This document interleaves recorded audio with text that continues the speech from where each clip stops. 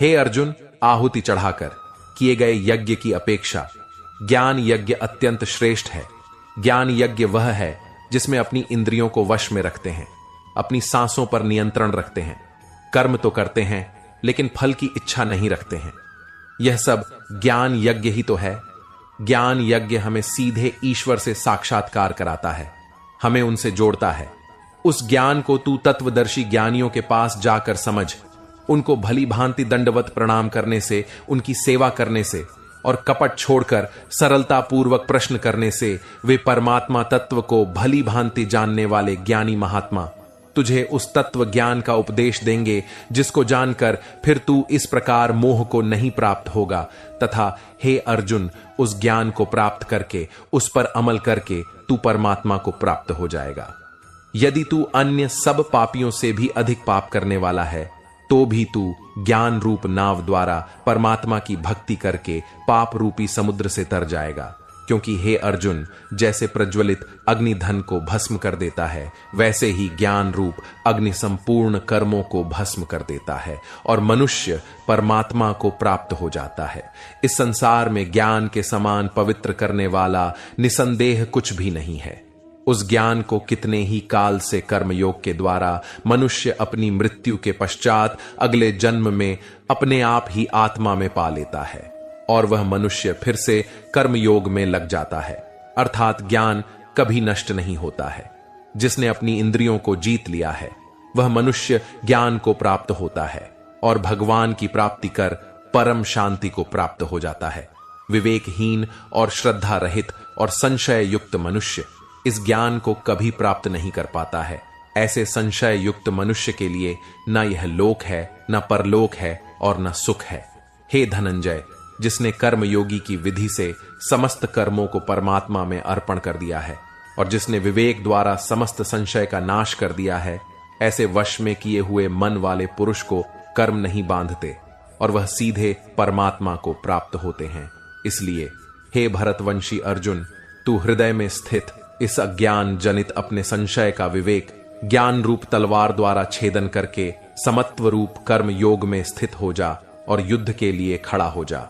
इस प्रकार उपनिषद ब्रह्म विद्या तथा योग शास्त्र रूप श्रीमद् भागवत गीता के श्री कृष्ण अर्जुन संवाद में ज्ञान कर्म संन्यास योग नाम का चौथा अध्याय संपूर्ण हुआ। श्रीमद् भागवत गीता अध्याय 5 कर्म संन्यास योग। अर्जुन कहते हैं, हे प्रभु, कभी आप संन्यास माध्यम से कर्म करने के लिए कहते हैं और कभी निष्काम माध्यम से कर्म करने के लिए कहते हैं। इसीलिए इन दोनों में मेरे लिए जो परम कल्याणकारी हो उसे कहिए।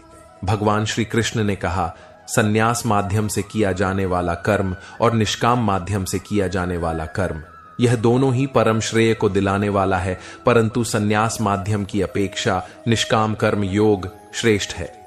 हे अर्जुन, जो मनुष्य ना तो किसी से घृणा करता है और ना ही किसी की इच्छा करता है, वह सदा सन्यासी ही समझने योग्य है, क्योंकि ऐसा मनुष्य राग द्वेष आदि सभी द्वंद्व को त्याग कर सुखपूर्वक संसार बंधन से मुक्त हो जाता है। अल्पज्ञानी मनुष्य ही संन्यास योग और निष्काम कर्म योग को अलग अलग समझते हैं, न कि पूर्ण विद्वान मनुष्य, क्योंकि दोनों में से एक में भी अच्छी प्रकार से स्थित पुरुष परम सिद्ध को प्राप्त होता है। अर्थात दोनों प्रकार के कर्मों का बराबर फल मिलता है। जो फल ज्ञान योगियों को प्राप्त होता है, वही निष्काम कर्म योगियों को भी प्राप्त होता है। इसलिए जो मनुष्य संन्यास योग और निष्काम कर्म योग दोनों को फल की दृष्टि से एक समान देखता है, वही वास्तविक सत्य को देख पाता है। हे अर्जुन, निष्काम कर्म योग के आचरण के बिना सन्यासी जीवन दुख का कारण होता है और भगवान के किसी भी एक स्वरूप को मन में धारण करने वाला निष्काम कर्म योगी पर ब्रह्म परमात्मा को शीघ्र प्राप्त हो जाता है। कर्म योगी इंद्रियों पर विजय प्राप्त करने वाला होता है और परमात्मा में निष्काम भाव से मन को स्थित करके कर्म करता हुआ भी कभी कर्म से लिप्त नहीं होता है। कर्म योगी परम तत्व परमात्मा की अनुभूति करके दिव्य चेतना में स्थित होकर देखता हुआ, सुनता हुआ, स्पर्श करता हुआ, सूंघता हुआ, भोजन करता हुआ, चलता हुआ, सोता हुआ, लेटा हुआ, सब प्रकार से यही सोचता है कि मैं कुछ भी नहीं करता हूं। वह सब कर्मों का कारण ईश्वर को मानता है। कर्मयोगी बोलता हुआ, त्याग हुआ, ग्रहण करता हुआ तथा आंखों को खोलता और बंद करता हुआ भी यही सोचता है कि सभी इंद्रियां अपने अपने विषयों में प्रवृत्त हो रही हैं, ऐसी धारणा वाला होता है। अर्थात कर्मयोगी जो भी कार्य करते हैं वह शास्त्र अनुकूल और लोक हित के लिए ही होती है। कर्मयोगी सभी कर्म फलों को परमात्मा को समर्पित करके निष्काम भाव से कर्म करता है, इसीलिए उसको पाप कर्म कभी स्पर्श नहीं कर पाते हैं। जिस प्रकार कमल का पत्ता जल को स्पर्श नहीं कर पाता है, कर्मयोगी निष्काम भाव से शरीर, मन, बुद्धि और इंद्रियों के द्वारा केवल आत्मा की शुद्धि के लिए ही कर्म करता है। कर्मयोगी सभी कर्म के फलों का त्याग करके परम शांति को प्राप्त होता है, और जो सिर्फ फल की इच्छा से ही कर्म करते हैं वह तो 84 लाख योनियों में ही भटकते रहते हैं। शरीर में स्थित जीवात्मा मन से समस्त कर्मों का परित्याग करके वह ना तो कुछ करता है और ना ही कुछ करवाता है। तब वह 9 द्वारों वाले स्थूल शरीर में आनंद पूर्वक आत्म स्वरूप में स्थित रहता है। शरीर में स्थित जीवात्मा देह का कर्ता न होने के कारण इस लोक में उसके द्वारा ना तो कर्म उत्पन्न होते हैं और ना ही कर्म फलों से कोई संबंध रहता है, बल्कि यह सब प्रकृति के गुणों के द्वारा ही किए जाते हैं। शरीर में स्थित परमात्मा ना तो किसी के पाप कर्म को और ना ही किसी के पुण्य कर्म को ग्रहण करता है, किंतु जीवात्मा मोह से ग्रसित होने के कारण परमात्मा जीव के वास्तविक ज्ञान को आच्छादित किए रहता है। किंतु जब मनुष्य का ज्ञान तत्व ज्ञान द्वारा नष्ट हो जाता है, तब उसके ज्ञान के दिव्य प्रकाश से उसी प्रकार परम तत्व परमात्मा प्रकट हो जाते हैं, जिस प्रकार सूर्य के प्रकाश से संसार की सभी वस्तुएं प्रकट हो जाती हैं।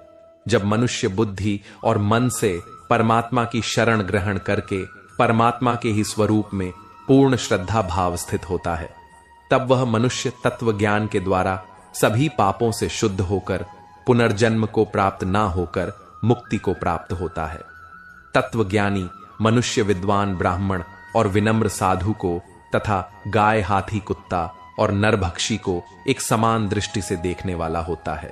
तत्वज्ञानी मनुष्य का मन संभव में स्थित रहता है, उसके द्वारा जन्म मृत्यु के बंधन रूपी संसार को जीत लिया जाता है, क्योंकि वह ब्रह्मा के समान निर्दोष होता है और सदा परमात्मा में ही स्थित रहता है। तत्वज्ञानी मनुष्य ना तो कभी किसी भी प्रिय वस्तु को पाकर हर्षित होता है और ना ही अप्रिय वस्तु को पाकर विचलित होता है। ऐसा स्थिर बुद्धि मोह रहित ब्रह्म को जानने वाला सदा परमात्मा में ही स्थित रहता है। तत्वज्ञानी मनुष्य बाहरी इंद्रियों के सुख को नहीं भोगता है, बल्कि सदैव अपनी ही आत्मा में रमण करके सुख का अनुभव करता है। ऐसा मनुष्य निरंतर परब्रह्म परमात्मा में स्थित होकर असीम आनंद को भोगता है। हे कुंती पुत्र अर्जुन, इंद्रिय और इंद्रियों के सहयोग से उत्पन्न होने वाले यह भोग प्रारंभ में सुख देने वाले होते हैं और अंत में यही इंद्रियों के विषयों का भोग दुख का कारण बनता है। इसी कारण तत्वज्ञानी कभी भी इंद्रिय सुख नहीं भोगता है। जो मनुष्य शरीर का अंत होने से पहले ही काम और क्रोध से उत्पन्न होने वाले वेग को सहन करने में समर्थ हो जाता है, वही मनुष्य योगी है और वही इस संसार में सुखी रह सकता है। जो मनुष्य अपनी आत्मा में ही सुख चाहने वाला होता है और अपने मन को अपनी ही आत्मा में स्थिर रखने वाला होता है, जो आत्मा में ही ज्ञान प्राप्त करने वाला होता है, वही मनुष्य योगी है और वही ब्रह्मा के साथ एक होकर परब्रह्म परमात्मा को प्राप्त होता है। जिनके सभी पाप और सभी प्रकार के दुविधाएं ब्रह्मा का स्पर्श करके मिट गई हैं, जो समस्त प्राणियों के कल्याण में लगे रहते हैं, वही ब्रह्मा ज्ञानी। मनुष्य मन को आत्मा में स्थित करके परम शांति स्वरूप परमात्मा को प्राप्त करके मुक्त हो जाते हैं। जो मनुष्य सभी सांसारिक इच्छाओं को त्याग चुका है, जिसे हर काम हर वस्तु में सिर्फ परमात्मा ही दिखाई देता है, वही पुरुष परमात्मा को प्राप्त कर पाता है। सभी इंद्रिय विषयों का चिंतन बाहर ही त्याग कर और आंखों की दृष्टि को दोनों भौहों के मध्य में केंद्रित करके प्राण वायु और अप्राण वायु नासिका के अंदर और बाहर सम करके मन सहित इंद्रियों और बुद्धि को वश में करके परमात्मा का ध्यान करने वाला योगी मोक्ष को प्राप्त होता है। ऐसा मुक्त पुरुष मुझे सभी आज्ञा और तपस्या को भोगने वाला सभी लोकों और देवताओं का परमेश्वर तथा संपूर्ण जीवों पर उपकार करने वाला परम दयालु एवं तैशी समझता है, और ऐसा मनुष्य परम शांति को प्राप्त होता है। इस प्रकार उपनिषद, ब्रह्म विद्या तथा योग शास्त्र रूप श्रीमद् भगवद गीता के श्री कृष्ण अर्जुन संवाद में कर्म संन्यास योग नाम का 5वां अध्याय संपूर्ण हुआ। श्रीमद् भागवत गीता अध्याय 5 आत्म संयम योग। इस अध्याय में भगवान श्री कृष्ण बताएंगे कि योग में स्थित मनुष्य के क्या क्या लक्षण होते हैं। यहां योग का मतलब है परमपिता, परमेश्वर को प्राप्त करने के लिए किया जाने वाला कर्म। भगवान श्री कृष्ण कहते हैं, जो मनुष्य बिना किसी फल की इच्छा से अपना कर्तव्य समझकर कार्य करता है, वही सन्यासी है और वही योगी है। न तो अग्नि को त्यागने वाला ही सन्यासी होता है और न ही कार्यों को त्यागने वाला ही योग्य होता है। हे पांडुपुत्र, जिसे सन्यास कहते हैं उसे ही तू योग समझ, क्योंकि इंद्रिय सुख की इच्छा का त्याग किए बिना कभी भी कोई मनुष्य योग अर्थात परमात्मा को प्राप्त नहीं हो सकता है। मन को वश में करने की इच्छा वाले मनुष्य को योग की प्राप्ति के लिए कर्म करना होता है, और योग को प्राप्त होते होते सभी सांसारिक इच्छाओं का अभाव हो जाना ही कारण होता है। जब मनुष्य सभी सांसारिक इच्छाओं का त्याग करके ना तो शारीरिक सुख के लिए कार्य करता है और ना ही फल की इच्छा से कार्य में प्रवृत्त होता है, उस समय वह मनुष्य योग में स्थित कहलाता है।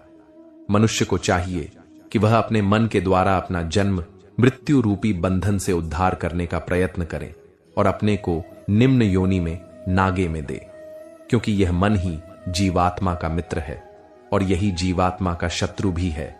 जो मनुष्य मन को वश में कर लेता है, उसका वह मन ही परम मित्र बन जाता है। लेकिन जो मनुष्य मन को वश में नहीं कर पाता है, उसके लिए वह मन ही परम शत्रु के समान होता है। जिसने मन को वश में कर लिया है, उसको परम शांति स्वरूप परमात्मा पूर्ण रूप से प्राप्त हो जाता है। उस मनुष्य के लिए सर्दी गर्मी, सुख दुख और मान अपमान एक समान होते हैं। ऐसा मनुष्य स्थिर चित्त वाला और इंद्रियों को वश में करके परमात्मा के ज्ञान द्वारा परमात्मा को प्राप्त करके पूर्ण रूप से संतुष्ट रहता है। ऐसे परमात्मा को प्राप्त हुए मनुष्य के लिए मिट्टी, पत्थर और सोना एक समान होते हैं। ऐसा मनुष्य स्वभाव से सभी का हित चाहने वाला, मित्रों और शत्रुओं में तटस्थ और मध्यस्थों में शुभ चिंतन